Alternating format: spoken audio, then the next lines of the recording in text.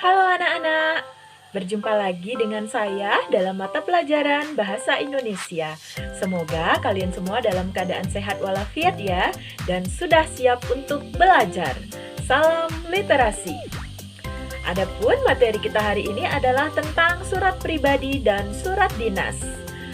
Tujuan materi pelajaran kita hari ini adalah untuk mengidentifikasi surat pribadi dan surat dinas, serta menyimpulkan isi dari surat pribadi dan surat dinas. Untuk itu, mari kita simak video pembelajaran berikut ini. Baiklah anak-anak, mari kita simak materi tentang surat pribadi dan surat dinas berikut ini. Nah, yang pertama kita akan mulai dulu apa saja materi yang akan kita bahas hari ini. Yang pertama, kita akan membahas pengertian dan ciri-ciri dari surat pribadi dan surat dinas. Kedua, kita akan membahas fungsi dan tujuan dari surat dinas maupun surat pribadi. Dan yang terakhir, kita akan membahas tentang struktur surat pribadi dan surat dinas. Mari kita simak beberapa contoh surat pribadi dan surat dinas. Nah, dari 3 contoh yang ada di gambar ini, sudah pasti anak-anak pernah melihat ketiga bentuk surat ini. Yang pertama, ada surat pribadi yang bertujuan untuk dikirim kepada teman, ya. Kemudian yang menulis itu adalah Indra dan ditulis pada tanggal 10 Mei 2007 di Yogyakarta. Nah, contoh yang kedua itu adalah contoh surat permohonan, ya. Kemudian yang terakhir adalah contoh surat undangan kepada orang tua, ya, dari sekolah kemudian ditujukan kepada orang tua. Berikutnya kita akan bahas pengertian dari surat pribadi dan surat dinas atau surat resmi, ya. Pengertian surat pribadi adalah surat yang digunakan untuk kepentingan pribadi. Surat pribadi ini juga dapat berupa korespondensi atau hubungan antara sesama teman atau keluarga. Jadi surat pribadi ini bisa kalian gunakan untuk berkirim pesan antara teman, keluarga, pacar mungkin ataupun kerabat kalian yang sedang berada jauh, ya. Nah, ciri-cirinya sudah ada. Yang pertama, tidak menggunakan kop surat atau yang lebih sering kalian dengar adalah kepala surat, ya. Kemudian yang kedua, tidak ada nomor surat. Dan yang ketiga adalah pembuka dan penutupnya itu bervariasi sekali. Mulai dari salam kenal, hai, apa kabar, semoga kalian baik-baik saja, atau salam kangen, salam rindu. Nah, itu biasanya yang digunakan dalam pembuka surat pribadi, ya. Kemudian penutupnya juga bervariasi sekali. Misalnya, kuharap akan bisa bertemu kamu dan salam kangen dari aku. Nah, itu misalnya contohnya, ya. Kemudian yang terakhir, penggunaan bahasa itu sangat bebas. Jadi kalian bisa memasukkan bahasa gaul, bisa kalian menggunakan bahasa yang tidak baku, ataupun juga bisa menggunakan bahasa yang baku jika kalian berkirim surat untuk orang yang lebih kalian hormati. Jadi bahasa ini sangat menyesuaikan tergantung pada siapa yang akan kalian kirimi surat. Kemudian format surat pribadi ini sangat bebas, ya. Jadi tidak tergantung pada format penulisan surat. Kemudian kita beralih pada surat resmi. Surat resmi atau surat dinas adalah surat yang digunakan untuk kepentingan resmi, baik perseorangan, instansi, maupun organisasi. Misalnya dari sekolah, dari dinas, ataupun dari instansi dan lembaga yang lainnya. Ciri-ciri dari surat resmi ini sudah ada, mulai dari penggunaan kop surat, kemudian ada nomor surat, ada lampiran, ada perihal, kemudian ada salam pembuka dan salam penutup yang sangat lazim penggunaannya. Misalnya dengan hormat, nah itu sudah sangat lazim, ya. Kemudian penggunaan ragam bahasa resmi. Bahasa resmi itu yang dimaksudkan adalah bahasa baku. Jadi tidak boleh menggunakan bahasa gaul, ya, dalam menggunakan atau dalam menulis surat resmi. Kemudian menyertakan cap atau stempel dari lembaga yang ada di tepat di tanda tangan itu disebut dengan stempel. Kemudian baru ditandatangani, ya.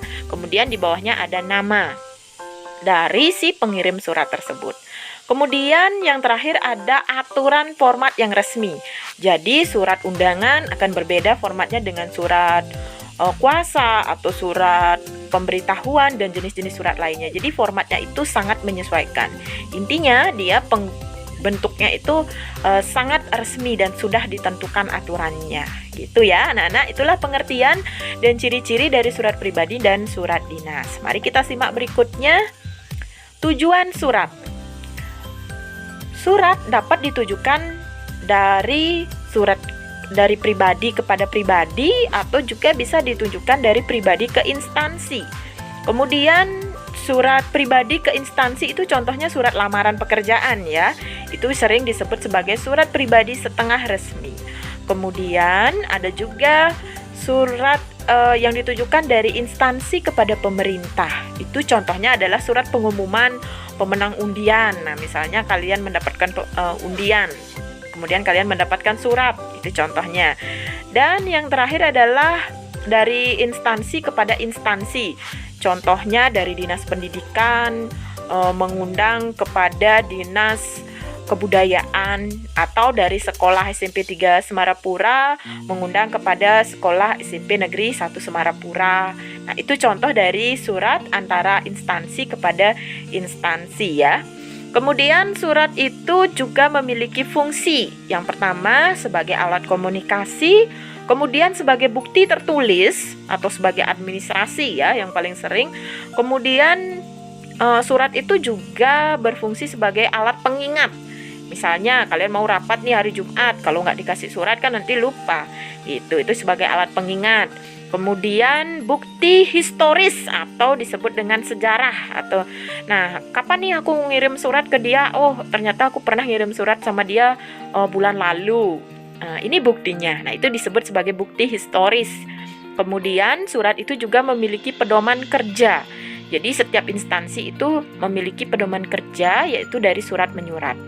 Kemudian ada juga berupa data-data dari organisasi. Jadi setiap instansi atau lembaga ataupun organisasi pasti memiliki data surat menyurat gitu ya. Jadi inilah fungsi dari surat. Nah, berikutnya kita akan lihat struktur surat pribadi dan surat dinas.